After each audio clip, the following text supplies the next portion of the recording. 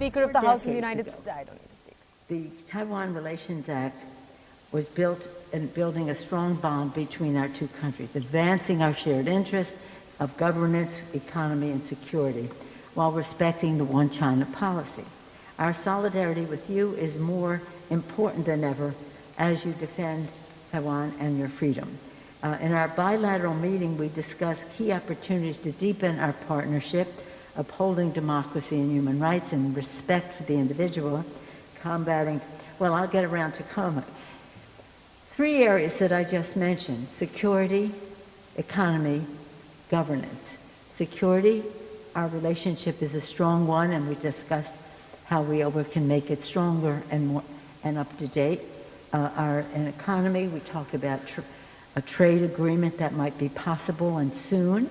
And in governance, among other things, and in governance, I want to salute Taiwan for the leadership you have provided in fighting COVID.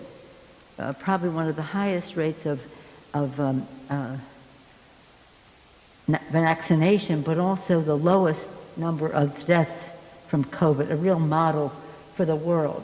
It's about science, but it's also about community acceptance of a plan, and that is called leadership. So thank you for that, a lesson to all of us.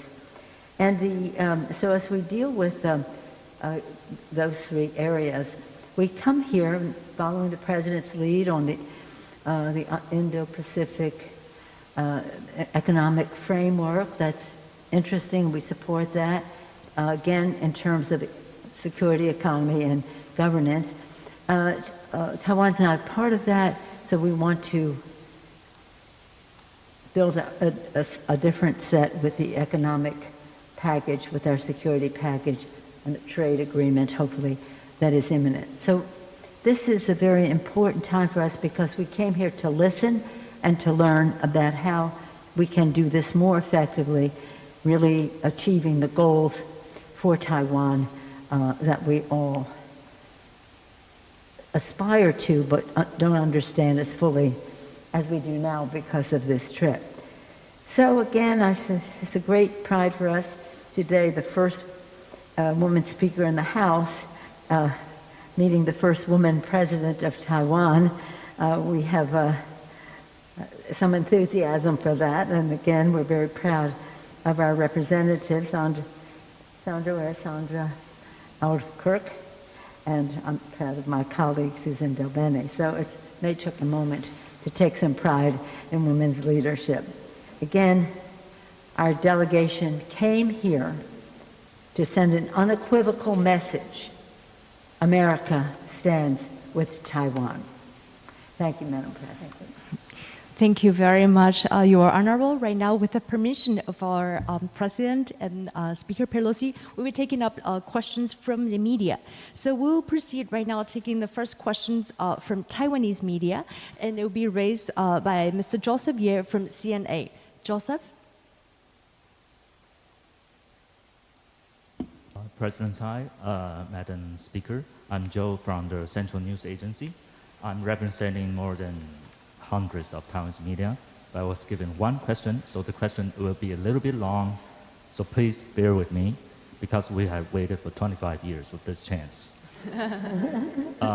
So you're the first House Speaker to visit Taiwan in 25 years, so do you foresee that your visit will bring up even more similar high senior official U.S. to visit Taiwan in the future, or maybe future speakers? This is the first part of my question.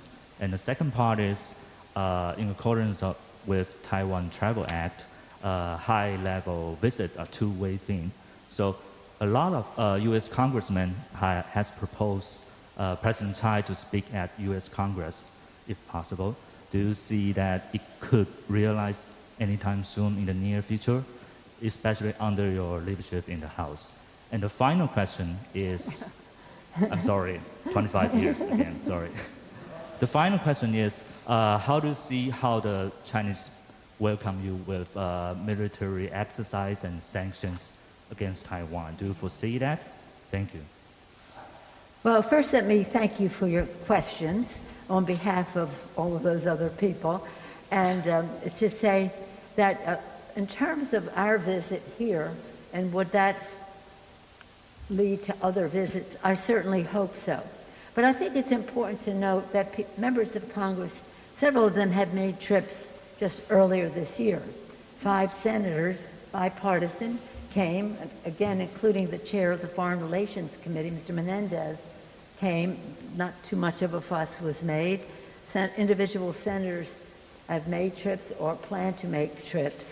And I just hope that it's really clear that while China has stood in the way of Taiwan participating and going to certain meetings, that they understand that they will not stand in the way of people coming to Taiwan. It's a show of friendship, of support, but also a source of learning about how we can work together better in collaboration. So, I think that they made a big fuss because I'm speaker, I guess. I don't know if that was a reason or an excuse, because they didn't say anything when the men came. What's the second part was?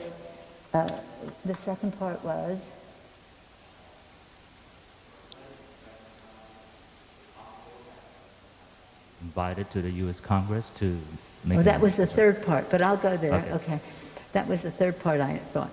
We haven't had a joint session in probably 3 years in Congress, partially because of COVID, but even before that it was Christmas and all that. So we haven't had many joint sessions, but we have tried to accommodate visits by bringing together, both sides of the aisle and both sides of the Capitol. And I would hope that that opportunity would be there. The joint session has become something, again, because of COVID, we aren't able to. It's even hard for us to do the President's State of the Union address, because you have to space and you have to time and, well, here we are. I don't know. I think that whatever China was going to do, they will do in their own good time. What excuse they may use to do it is another thing. But you really know more about that than I do.